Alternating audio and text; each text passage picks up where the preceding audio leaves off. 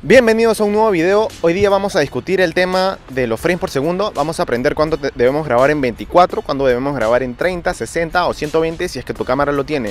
No todas las cámaras tienen 120 frames, pero en este caso nos serviría para tomas muy lentas, que querramos hacer tomas muy lentas para convertirlas después en postproducción, ya sea en Premiere o en Final Cut, cualquier programa de edición. Y en 24 cuando no necesitamos esas tomas lentas, sino tomas a tiempo real y queremos que se vean un poco cinemáticas. Empezamos con el video.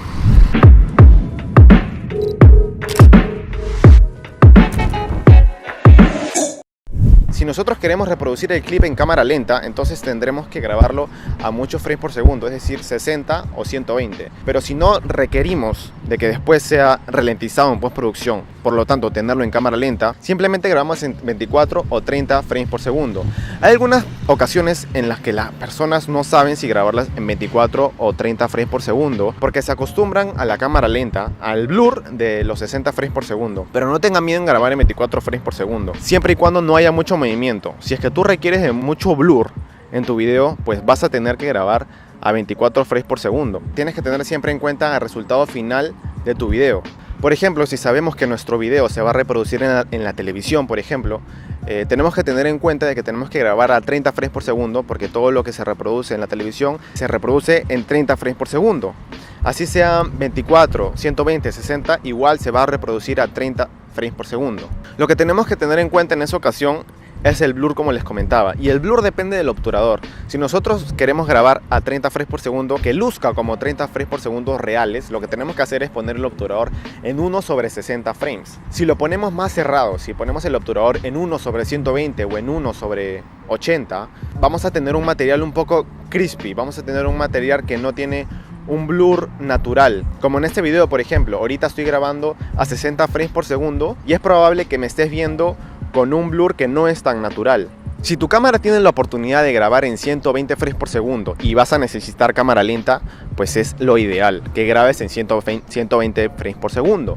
Siempre tienes que tener en cuenta un requisito específico en los 120 frames por segundo. Cuando quieras grabar en esa cantidad de frames, tienes que tener en cuenta la luz.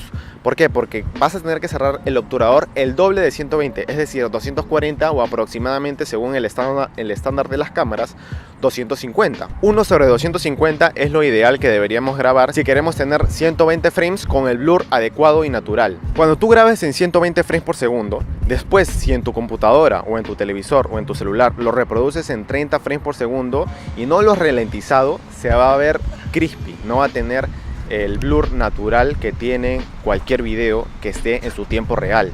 Esa característica no suele ser problema para muchas personas, incluso para mí tampoco suele ser problema, pero depende de qué producto estés realizando y a quién se lo estés entregando. Por ejemplo, si voy a grabar una boda y le voy a entregar el producto final con ese material un poco crispy, quizás los novios no se den cuenta, ¿ok?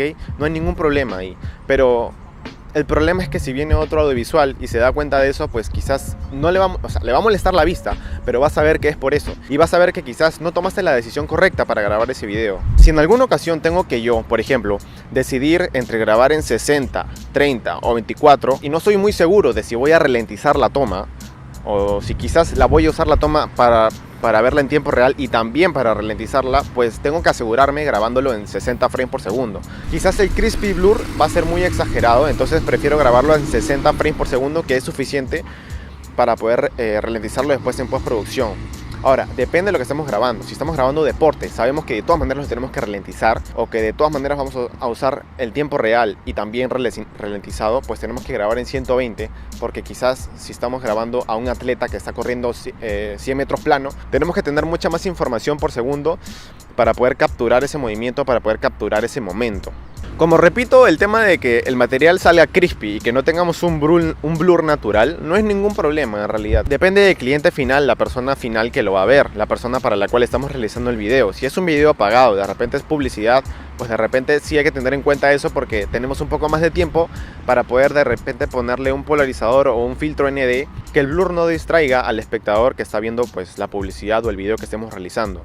Este tema de los frames por segundo, me imagino que muchos de ustedes ya lo saben, pero creo que es importante que todos lo tengan claro. Si no lo he explicado bien, díganmelo en los comentarios para quizás hacer otro video, profundizar un poco más. Espero que les haya gustado este video, espero que hayan sido lo que estaban buscando y espero verte en otro video, aquí en Visual R.